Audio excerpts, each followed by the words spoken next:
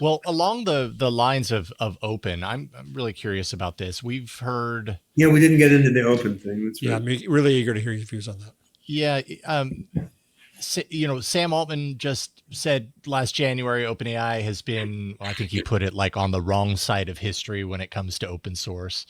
Then more recently, they've got GPT OSS, it's got open weights, no training data, no architecture details. I'm curious to know how this compares with what you mean by open. When you're talking open, how open by comparison to, I think there's just a lot of terminology share happening right Well, now in that the industry. What do terminology you has think about that? been, to be fair, the terminology regarding open source has been a mess since before AI became so big, right? So, I Sure. mean, you had open source, you had FOSS, free and open source, you had Libre software with Richard Stallman and so on, right? So, and I mean, many open source zealots believe only the GPL is actually open, and Apache and MIT license aren't actually open. So that's always been complicated, but I think it's gotten even more complicated now because now we're at a point where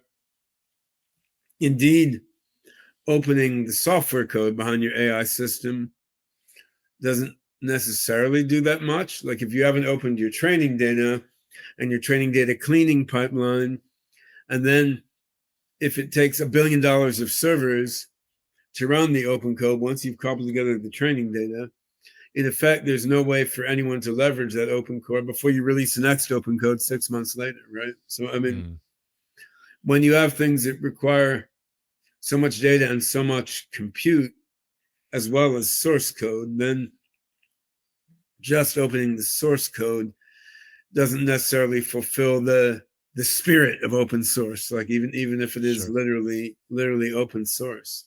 Yeah, I think what we need to achieve the sort of spiritual and philosophical and social goals of open source, what we need is more than just opening the code. You need to open the code. You need to explain what the data was and ideally give an open way to cobble together that data.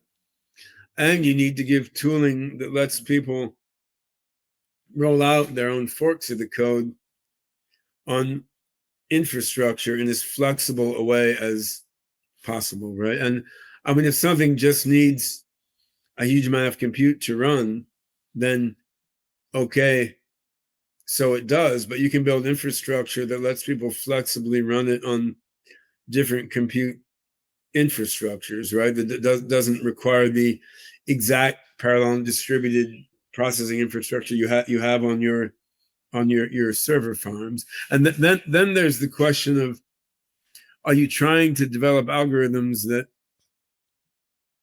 could be run on a variety of compute infrastructures, or are you trying to develop algorithms that need, monolithic multi-billion-dollar Mm.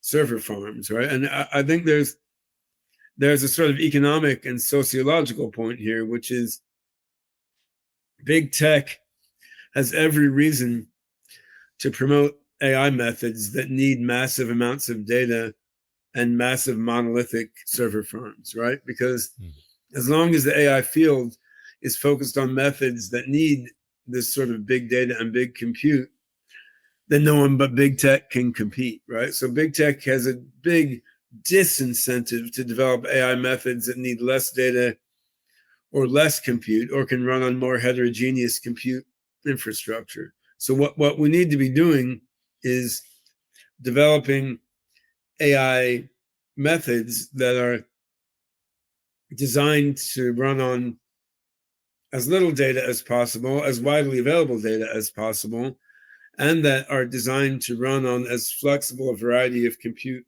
infrastructures as possible. And you need that together with open source code, and then you have something that's actually free and open and fosters global participation in the development of AGI. And this is what we're developing in my own AI projects. So of course, the OpenCog Hyperon project, which is building a neural symbolic evolutionary AI infrastructure for trying to build thinking machines going beyond just deep neural nets. And then Singularity Net, well, we built the Singularity Net decentralized multi-agent platform, and we're now building the ASI chain platform, which allow you to run Hyperon or other AI methods flexibly on, heterogeneous, decentralized processor networks, right? Now you can't